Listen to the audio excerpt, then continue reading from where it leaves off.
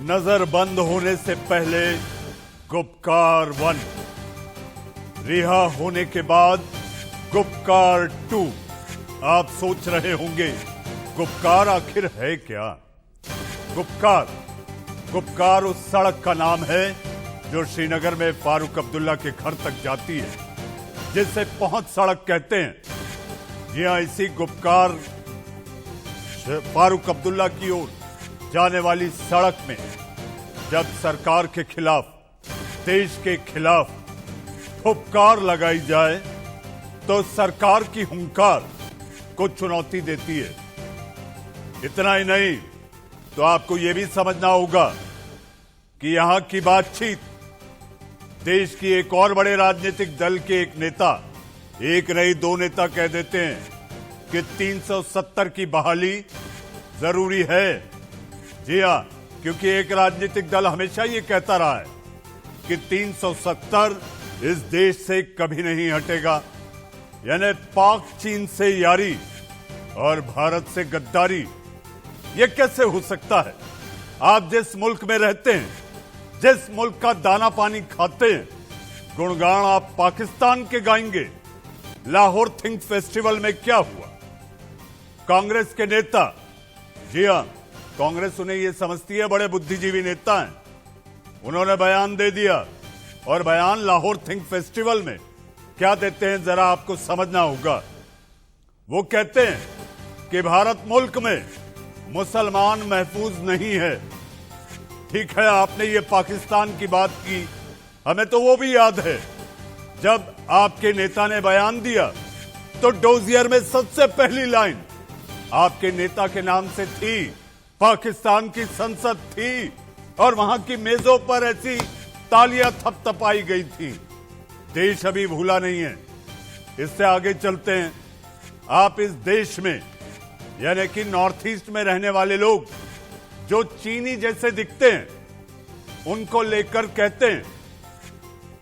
लेकर आप कहते हैं कि इस देश में ये लोग भी महफूज नहीं हैं। तो आपके सगे पाकिस्तान और चीन हो गए हैं क्या?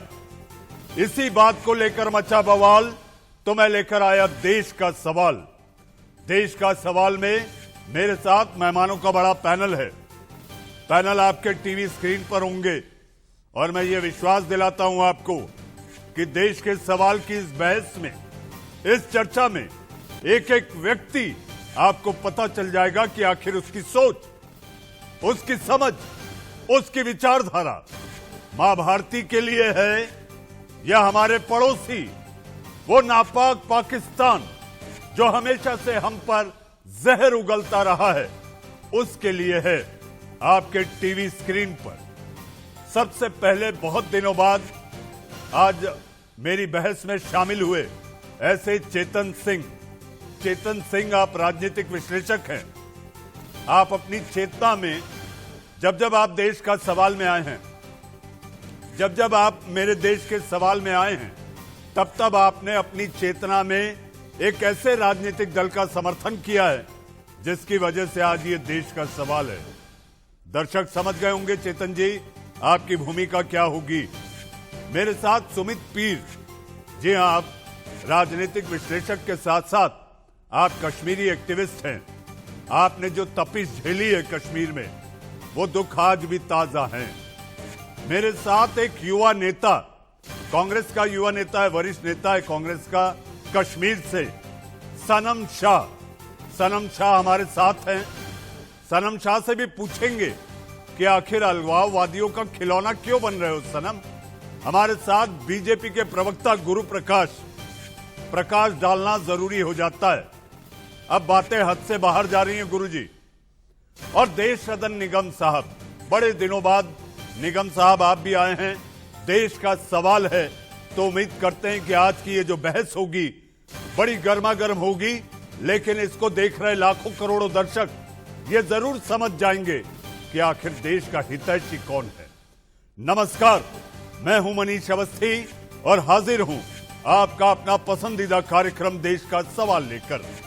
आज बात उस कश्मीर की जिसे 370 से आजादी मिले 1 साल से ज्यादा समय हो गया, जो धीरे धीरे अमन और विकास की राह पर बढ़ रहा है, लेकिन कुछ लोगों को यह पसंद नहीं आ रहा, तो फिर से कश्मीर को पुराने जमाने में ले जाना चाहते हैं।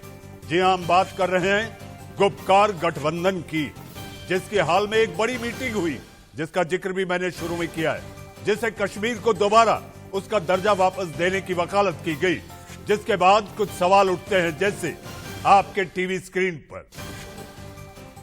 गुपकार की आड़ में जेएनके के राजनीतिक दल अपने हित साध रहे हैं। गुपकार गठबंधन क्या वाकई में जम्मू कश्मीर की आवाज है? क्या फिर से जम्मू कश्मीर को 370 का बंधक बनाना चाहते हैं? गुपकारों को क्या जम्मू कश्मीर में विकास, अमन पसंद नहीं?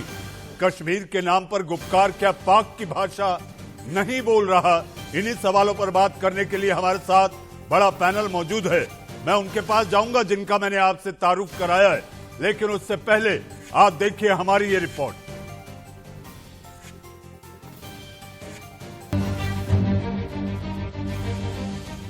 फारूक, उमर, महबूबा की जुगलबंदी, फिर करेंगे कश्मीर बंदी। राजनीति की बिसात तैयार, गुपकार करेंगे अपने ही देश पर वार। 2019 में मोदी सरकार की कश्मीर में अगस्त क्रांति, राजनीति की दुकान चलाने वालों की शुरू हुई बर्बादी। 5 अगस्त 2019 इतिहास की वो तारीख है जिस दिन कश्मीर को 370 और 35A जैसी बेड़ियों से आजादी मिली थी। लेकिन कश्मीर को जो आजादी मिली वो कश्मीर में राजनीति की दुकान चलाने वालों को बेहद नागवार गुजरी। वो हूबहू पाकिस्तान जैसी भाषा बोलने लगे। मजबूरन सरकार को कश्मीर के कई बड़े नेताओं को नजरबंद करना पड़ा। लेकिन जम्मू कश्मीर में एक बार फिर राजनीतिक हलचल बढ़ गई है और ये हलचल महबूबा मुफ्ती की रिहाई के बाद बेहद तेज हो गई, क्योंकि बीते 15 अक्टूबर को फारूक अब्दुल्ला की अगुवाई में कश्मीर में बड़ी बैठक हुई, जिसमें जम्मू कश्मीर के राजनीतिक दलों ने गुपकार समझौते पर चर्चा की। इस बैठक में नेशनल कॉन्फ्रेंस, पीडीपी जैसी बड़ी पार्टियां शामिल हुई। जो बैठक महबूबा मुफ्ती को 14 महीने बाद रिहाई की बधाई देने के लिए बुलाई गई थी, उसमें गुपकार समझौते पर मोहर लगाई गई।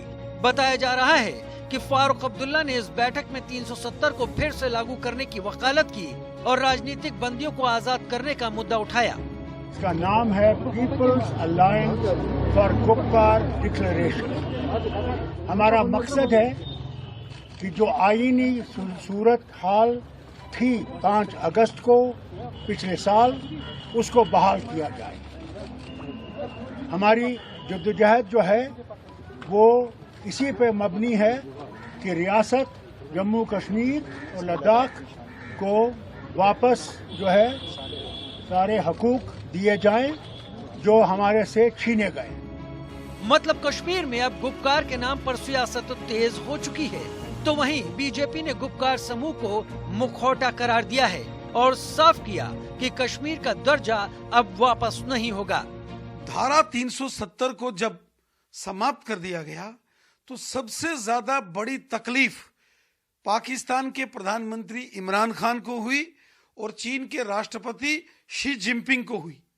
और आज वही तकलीफ कांग्रेस के नेताओं को हो रही है, वही तकलीफ राहुल गांधी को, दिग्विजय सिंह को, और अब वही तकलीफ पी चिदम्बरम को हो रही है। गौरतलब है कि अनुच्छेद 370 हटने के बाद सरकार ने एहतियाती तौर पर कई नेताओं को नजरबंद किया था। इनमें फारूक अब्दुल्ला, उमर अब्दुल्ला, महबूबा मुफ्ती और सज्जाद लोन भी शामिल थे, जिन्हें अब रिहा कर दिया गया है। लेकिन जैसे ही ये सब नेता बाहर आए, फिर से एकजुट हो गए। वो कश्मीर का दर्जा वापस चाह रहे हैं, लेकिन उनकी भाषा 370 पर हूबहू वैसी है जैसी पाकिस्तान की बोली है। Bureau report, India news.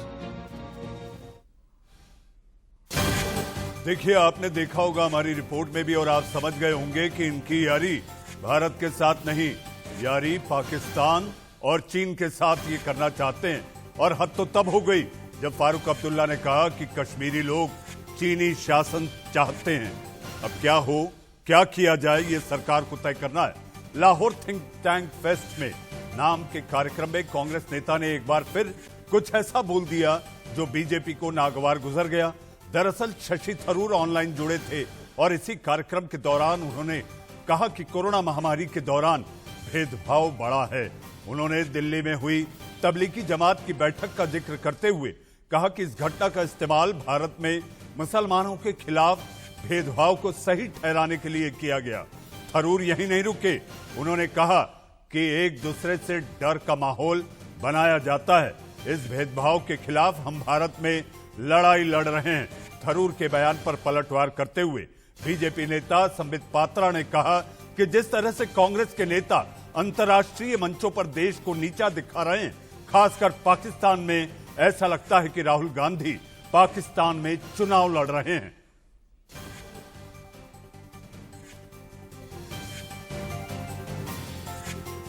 जी हां, एक के बाद एक आपको बड़े बयान हम सुनाएंगे आगे आने वाले कार्यक्रम में। देश का सवाल में कि संबित पात्रा ने आखिर क्या कहा, लेकिन क्या कहा ये मैं अपने सवालों के जरिए मेरे साथ पैनल में मौजूद चेतन सिंह से पूछना चाहूंगा। चेतन, कांग्रेस पार्टी अपना विस्तार क्या पाकिस्तान में करना चाहती है? आपको लगता है कि जिस तरह से देश को नीचा दिखाने, देश के लिए एक पड़ोसी मुल्क जो आपका कभी दोस्त नहीं रहा, वहां पर वो एक ऐसा नजरिया बनाने में जुटे हुए जहां पर यह कहा जाए कि यहां मुसलमान महफूज नहीं, मुसलमान संतुष्ट नहीं। ये बयान इसलिए क्योंकि कुछ दिनों पहले संघ प्रमुख ने कहा कि दुनिया में मुसलमान अगर सबसे संतुष्ट कहीं है तो वो केवल अभियस्तो भारत है। देखिए मनीष जी, सबसे पहली बात है, जब भी भारत में चुनाव आते हैं, चुनाव देखिए हमेशा कोई 2-2.5 महीने में कहीं ना कहीं चुनाव हो जाते हैं। जब चुनाव आते हैं तो क्या होता है, पाकिस्तान का नाम सबसे पहले लिया जाता है, पाकिस्तान का नाम पे डराया जाता है, पाकिस्तान के नाम पे वोट लिए जाते हैं। पहली बात, यहाँ चुनाव है तो इसलिए पाकिस्तान के ऊपर ज्यादा बात करी जा रही है। अब दूसरी बात, अब आपने पूछा पाकिस्तान, मैं पाकिस्तान ट्रेन के बारे में बात करूं तो कौन गया था जिन्ना की मदार पे चादर चढ़ाने? कौन गया था वहां पर बिना बताए बिरयानी खाने? अब आप ये बताइए ना, किसने बुलाया था जब पठानकोट में इन्वेस्टिगेशन करने के लिए, वो भी आईएसआई को? आप ये बताइए, आप ये सवाल पूछिए। आप शशि थरूर के बयान को, जो एक पर्सनल कैपेसिटी में उन्होंने बयान दिया एक लिटरेचर फेस्टिवल, माननीय सांसद है वो, एक पार्टी चेतन जी माननीय सांसद है वो। मेरी बात कंप्लीट करने दीजिए मनीष जी, मुझे मेरी बात कंप्लीट करने दीजिए। आप अकेले व्यक्ति के बयान को पार्टी के बयान मान रहे हैं। और सुनिए, अगर आप कोरोना की बात करेंगे तो आप बताइए पहला केस कब आया था? जनवरी में आया था। क्या आवश्यकता पड़ गई थी नमस्ते ट्रम्प करने की? नमस्ते ट्रम्प करने से नहीं पड़ा, उसके ऊपर फर्क आप मुझे बताइए। नमस्ते ट्रम्प करने से कितने लोग आए, क्यों आए और किस समय केरल ने इमरजेंसी लगाई? अगर आप ये देखेंगे, केरल ने 1 महीने पहले नमस्ते ट्रम्प कार्यक्रम से पहले इमरजेंसी लगा दी थी, हेल्थ इमरजेंसी अपने स्टेट में। तो क्या आवश्यकता पड़ गई थी कि ट्रम्प जी को ऑब्लाइज करना? ये कार्यक्रम पहले से पूर्व नियोजित कार्यक्रम था चेतन जी, आप भी जानते हैं। जब बड़ा राजनीतिक कोरोना के समय पूर्व नियोजित कार्यक्रम की बातें कर रहे हैं हम यहाँ पर। जनता की इच्छा थी, अभी देखिए कीर्तिमान बना रहे हैं हम, पूरे विश्व में एक नया कीर्तिमान बना रहा है भारत कि किस तरह से कोविड के मामले बढ़ते जा रहे हैं। और अब कंपेयर कर लीजिए ना, आप देखिए, अगर आप तुलना करना चाहते हैं तो देखिए इन बातों को राजनीतिक दृष्टिकोण से नहीं देखना चाहिए जो देखा जा रहा है। बड़ी अफसोस की बात है, पहली बार हम देख रहे हैं कि कोई एक पार्टी जो सत्ता में है वो विपक्षी दल के ऊपर इस तरह से आरोप प्रत्यारोप का काम कर रही है। और गुरु प्रकाश जी, ये आरोप प्रत्यारोप बिहार चुनाव की तरफ चेतन सिंह का इशारा है।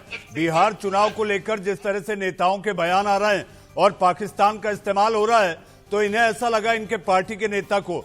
आप राजनीतिक विश्लेषक हैं चेतन जी, लेकिन आपकी भूमिका कांग्रेस के प्रति होती है, इसलिए मैं ये कह रहा हूं, इनकी पार्टी के नेता को ऐसा लगा कि पाकिस्तान की बात की जाए, पाकिस्तान में ये जिक्र किया जाए जैसे कांग्रेस पाकिस्तान में चुनाव लड़ने वाली है। गुरु प्रकाश जी, नहीं, मैं गंभीरता पूर्वक चेतन जी सुन रहा था और मुझे उनको ये बताना चाहिए उनकी जानकारी के लिए कि जब 370 कश्मीर में लागू था तो कश्मीर में रहने वाले अनुसूचित जाति के लोग, अनुसूचित जनजाति के लोग, पिछड़ा वर्ग, महिला के लोग, इनको 2000 का नागरिक क्यों कहा गया था? इनके पास वो अधिकार क्यों नहीं थे जो सिर्फ भारत में थे?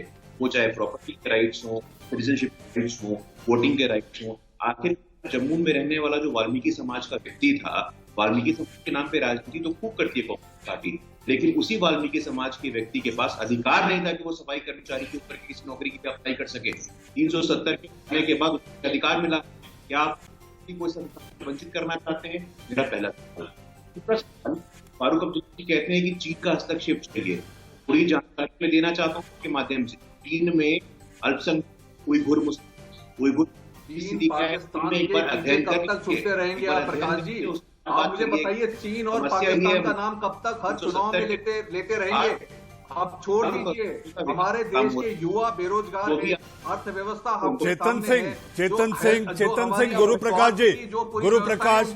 प्रकाश मैं आपको रोकना चाहूंगा। इस समय संबित पात्रा ने क्या कहा था ये भी हम आपको सुनाते हैं, फिर सनम शाह मैं तुम्हारे पास आऊंगा। देश रतन निगम और सुमित पीर भी हमारे साथ हैं। आइए हम आपको सुनाते हैं कि आखिर संबित पात्रा ने शशि थरूर के लाहौर थिंक फेस्टिवल में जो कहे थे उस पर किस तरह पलटवार हुआ है, क्योंकि बीजेपी को यह नागवार है और मुझे ऐसा लगता है किसी भी राष्ट्र प्रेमी, जी हां, राष्ट्रवादी सोच के व्यक्ति को वाकई ऐसा लगेगा कि यह गलत कहा गया है। आइए आप भी सुने। कहा है उन्होंने भारत का न केवल मजाक बनाया है, भारत को एक बहुत ही खराब परिदृश्य में और बहुत ही इन डिम लाइट डिमीन्ड इंडिया, एक तरह से भारत को एक बहुत खराब दृश्य से दिखाने की कोशिश शशि थरूर जी ने की है। आर्टिकल 370 को लेकर राहुल गांधी जी ने जिस प्रकार का बयान दिया था कि कई 100 लोग मारे गए हैं, एक फेक बयान दिया था, झूठा बयान दिया था पार्लियामेंट से निकल करके। इमरान खान ने तुरंत उसका इस्तेमाल करते हुए डोजियर में पहली पंक्ति में राहुल गांधी जी की संवर्धना की थी कि राहुल गांधी जी बहुत बड़े लीडर हैं इंडिया के, और वो कह रहे कई 100 लोग मारे गए हैं आर्टिकल 370 के निस्तारण के कारण, उसको हटाने के कारण जम्मू कश्मीर में। ये यूएन में डोजियर लिख के इमरान खान ने दिया था। जी हाँ, अपनी राजनीति चमकाने के लिए नेता यहां कुछ भी बोल जाते हैं, ये नहीं जानते कि इस भारत की मिट्टी 135 करोड़ के इस देश में आप जो बयान दे रहे हैं उसका असर क्या होगा। सनम शाह आप हमारे साथ हैं। सनम मेरा सवाल आपसे है, आप कश्मीरी हैं, फारूक अब्दुल्ला के बयान को आपने सुना होगा। वो ये कहते हैं कि कश्मीरी चीनी शासन चाहते हैं। शर्म आती है मुझे सनम। और आज आप जिस पार्टी के युवा नेता हैं, कांग्रेस के नेता कहते हैं जाकर लाहौर में अपना राग अलापते हैं जैसे कांग्रेस वहां पर चुनाव लड़ेगी। आपको भारत सरकार पे भरोसा नहीं, पाकिस्तान और चीन पर ज्यादा भरोसा है। सनम सर, मैं सबसे पहले एक बात यहां से एक शेर से शुरू करूंगा कि या रब मेरे मुल्क में ऐसी फजा बने, मंदिर चले तो रंज मुसलमान को हो, पैमाल होने ना पाए मंदिर की आबरू, ये दर्द मंदिर के निगहबानों को भी हो। फारूक साहब जो है नेशनल कॉन्फ्रेंस के हैं, मैं युवा कांग्रेस का नेता हूं और उस पार्टी का नेता हूं जिसने देश को आजाद करवाया है, और मैं जम्मू कश्मीर का नागरिक हूं। जब 1947 में हमें ऑफर मिला था पाकिस्तान जाने के साथ, हमने पाकिस्तान को रिजेक्ट किया था, अपने हिंदुस्तान पे रहने का फैसला किया था। मैं वो जम्मू कश्मीर का नागरिक हूं। रही बात सर फारूक अब्दुल्ला के इस बयान से, हमारे भारतीय जनता पार्टी के नेताओं को बहुत बड़ी तकलीफ हो रही है।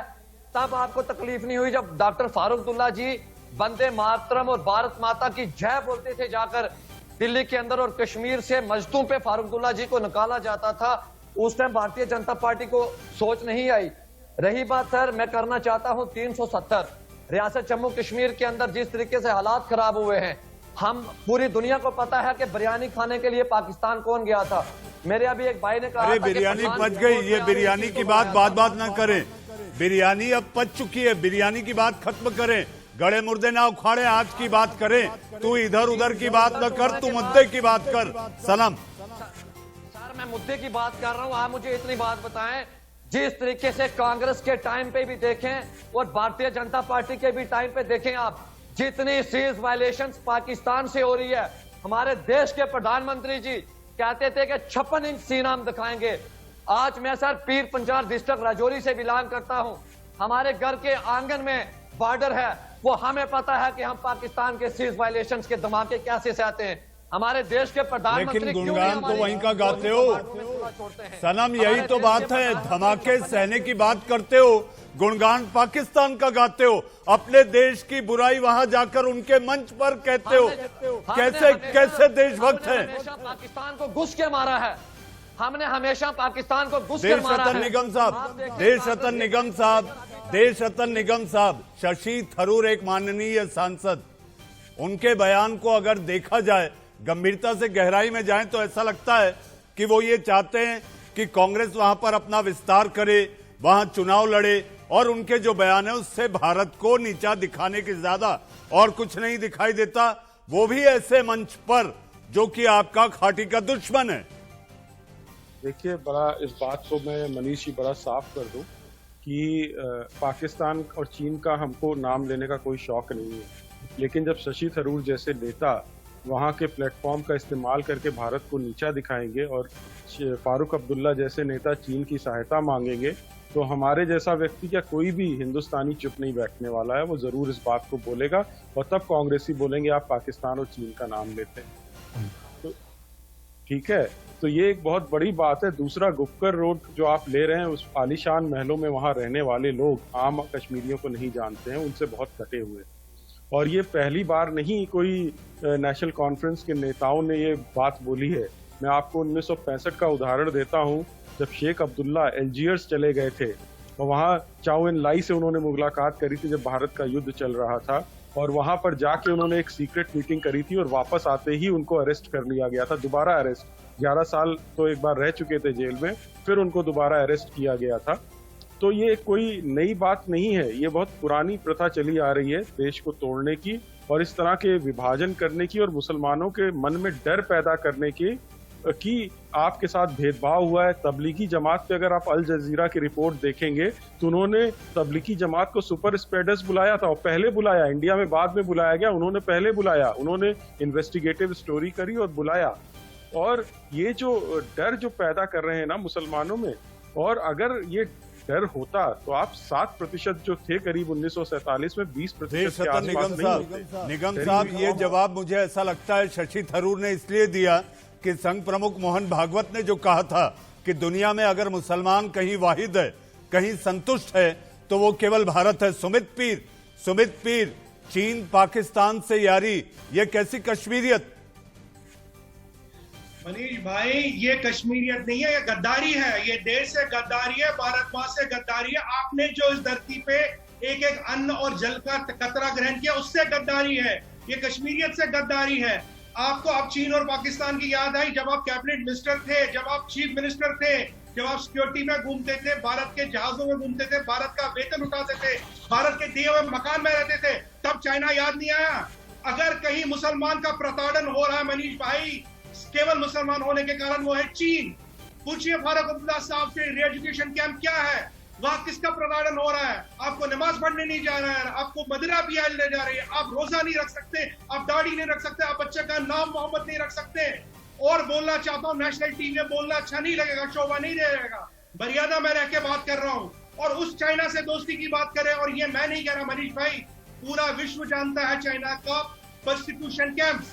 अगर कहीं परसिक्यूशन कैंप जर्मनी के बाद है, वो चाइना में है, और उसी चाइना के पास अपने राजनीतिक फायदे के लिए सुमित भाई, मुद्दे पर जिससे इतिहास लिखा गया हो उसी को लेकर ये बवाल मचा हुआ है कि आखिर 370 फिर से बहाल कर दिया जाए। चेतन सिंह, मेरा सवाल आपसे, आपको जानकारी होगी कि कांग्रेस में जिस तरह से गुलाम नबी आजाद, उसके बाद 2 दिन पहले चिदम्बरम और अब शशि थरूर, जो आवाज उठ रही है, आपको नहीं लगता इस मुद्दे पर कांग्रेस 2 धड़ों में बटी हुई है? देखिए मनीष जी, यहाँ पर 2 चीजें हैं। सबसे पहली बात है कि अगर कांग्रेस पार्टी की बात करी जाएगी, आप किसी भी मुद्दे पर देख लीजिए, देश को बनाने में, इंस्टीट्यूशनल बनाने में, कैपेसिटी बिल्डिंग करने में कांग्रेस का बहुत बड़ा योगदान रहा है देश में। आप इंस्टीट्यूशनल बिल्डिंग बता दीजिए ना, क्या इंस्टीट्यूट बनाया गया 7 सालों में? 7 सालों में पूछ लीजिए प्रकाश जी से, देश रतन निगम जी से, कि इनकी उपलब्धि क्या है। ये अपनी एक भी उपलब्धि नहीं बता पाएंगे। और दूसरी बात, जैसे आपको ये उपलब्धि नहीं लगती? 370 हटाया जाना उपलब्धि नहीं लगती आपको? आपको ये उपलब्धि नहीं लगती कि हम पीओके लेकर रहेंगे? हाँ सुनिए, अब जो आपने बोला 370, मैं आपको एक बात बता दूं कि कांग्रेस का या किसी पार्टी का, अपोजिशन पार्टी का ये कोई एक उनका बयान नहीं है, ये व्यक्तिगत बयान। अभी देश लोकतंत्र में जब हम रहते हैं तो देश की जनता का मूड समझना, उनकी मंशा समझना आवश्यक है, और 370 के फेवर में अभी देश की जनता का मूड नहीं है। अब क्या है, हमने देखा 5.5 लाख यूनिट्स थी, बिजनेस यूनिट थी, स्मॉल यूनिट्स, और उनका क्या हुआ? मनीष जी आप बताइए ना, क्या हुआ? चेतन जी देश का मूड आज साल भर से ज्यादा हो गया। आप कह रहे हैं 14 महीने लगभग हो गए और आप कह रहे हैं देश का मूड नहीं है। मैनिफेस्टो में डालिए, प्रेस कॉन्फ्रेंस कीजिए, मैनिफेस्टो में डालिए इसको। चेतन जी समझ आ जाएगा आपको।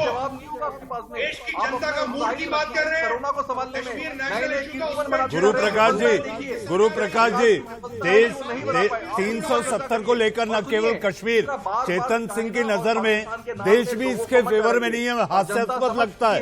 गुरु प्रकाश,